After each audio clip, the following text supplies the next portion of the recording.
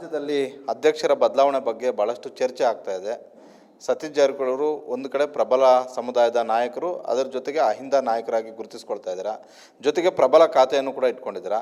ಸತೀಶ್ ಜಾರಕಿಹೊಳಿ ಅವರು ಅಧ್ಯಕ್ಷ ಸ್ಥಾನ ಕೊಟ್ಟರೆ ತೆಗೆದುಕೊಳ್ತೀರಾ? ನೋಡಿ, ಆ ಸಂದರ್ಭ ಇನ್ನೂ ಬಂದಿಲ್ಲ, ಚರ್ಚೆಯಲ್ಲಿದೆ ಮಾತ್ರ. ಸೊ ಅದು ಬಂದಾಗ ಅದ್ರ ಬಗ್ಗೆ ಮಾತಾಡೋಣ. ಈಗ ಅನಾವಶ್ಯಕ ಇನ್ನೂ ಅದ್ರ ಬಗ್ಗೆ ಇಲ್ಲ. ಈಗ ಅಧ್ಯಕ್ಷ ಇದ್ದಾರೆ, ಮುಂದುವರೆದಿದ್ದಾರೆ.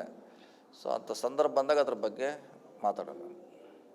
ನಾವು ಇಷ್ಟು ದಿನಗಳ ಕಾಲ ರಾಜ್ಯದಲ್ಲಿ ಅಹಿಂದ ನಾಯಕ ಸಿದ್ದರಾಮಯ್ಯ ಅಂತ ಹೇಳ್ತಿದ್ರು ಸರ್. ಸಿದ್ದರಾಮಯ್ಯ ಅವರು ಕೂಡ ಹೇಳಿದ್ದಾರೆ, ಇದೇ ನನ್ನ ಕೊನೆಯ ಚುನಾವಣೆ ಅಂತ.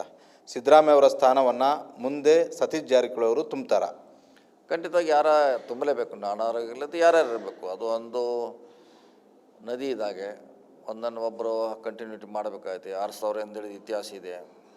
ಹಿಂದೆ ಬಂಗಾರಪ್ಪನವ್ರು ಬಂದರು, ಸಿದ್ದರಾಮಯ್ಯವ್ರು ಬಂದರು. ಮುಂದೆ ಅದರ ನಾಯಕತ್ವ ಯಾರೋ ವಹಿಸಲೇಬೇಕಾಗ್ತೈತೆ.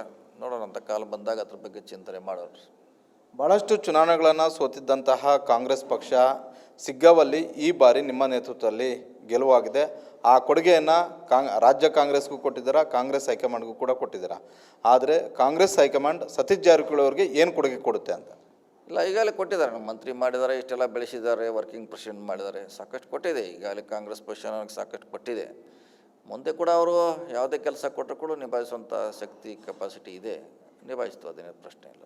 2006ರಲ್ಲಿ ಸಿದ್ದರಾಮಯ್ಯ ಅವ್ರಿಗೆ JDS ಅಲ್ಲಿ ಅನ್ಯಾಯ ಆದಾಗ ಅಹಿಂದ 97ರಲ್ಲಿ ಅಹಿಂದ ಶುರುವಾದರೂ ಕೂಡ ಅದಕ್ಕೆ ಪುನರ್ಜೀವ ಕೊಟ್ಟಿದ್ದು ಸತೀಶ್ ಜಾರಕಿಹೊಳಿ, ಸಿದ್ದರಾಮಯ್ಯ ಸೇರಿದಂತೆ ಹಲವು ನಾಯಕರುಗಳು. ಆದರೆ ಸಿದ್ದರಾಮಯ್ಯ ಅವರು ಅಧಿಕಾರ ಬಂದ ಬಳಿಕ ಅಹಿಂದವನ್ನು ಮರೀತಾ ಇದ್ದಾರೆ ಅನ್ನುವಂಥ ಒಂದು ಚರ್ಚೆಯು ಕೂಡ ಆರಂಭ ಆಗಿತ್ತು.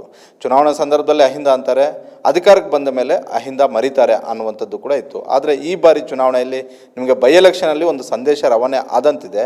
ಹೀಗಾಗಿ ಈ ನಡುವೆ ಹಾಸನದಲ್ಲಿ ಮತ್ತೆ ಅಹಿಂದ ಸಮಾವೇಶ ಅಂತ ಹೇಳ್ತಿದ್ದೀರಾ. ಇದು ಹಾಸನಕ್ಕಷ್ಟೇ ಸೀಮಿತ ಆಗುತ್ತಾ? ಇಡೀ ರಾಜ್ಯಾದ್ಯಂತ ಅಹಿಂದ ಸಮಾವೇಶಗಳನ್ನು ಮಾಡೋದಕ್ಕೆ ಕಾಂಗ್ರೆಸ್ ಪಕ್ಷ ಆಗಿರ್ಬೋದು, ಸಿದ್ದರಾಮಯ್ಯ ಅವರಾಗಿರ್ಬೋದು, ಸತೀಶ್ ಜಾರಕಿಹೊಳಿ ಅವರಾಗಿರ್ಬೋದು ಮುಂದಾಗಿದ್ದಾರೆ.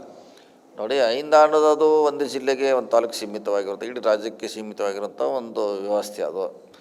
ಸೊ ಇವಾಗ ಶಿಗ್ಗಾಂವದಲ್ಲಿ ಗೆಲ್ಲೋದ್ರಿಂದ ಅಥವಾ 3 ಕಾಣಿಸಲಿ ಗೆಲ್ಲೋದ್ರಿಂದ ನಮ್ಮ ಕಾಂಗ್ರೆಸ್ ಕರೆಗೂ ಒಂದು ಹುಮ್ಮಸ್ಸು ಬಂದಿದೆ, ಹುರುಪು ಬಂದಿದೆ.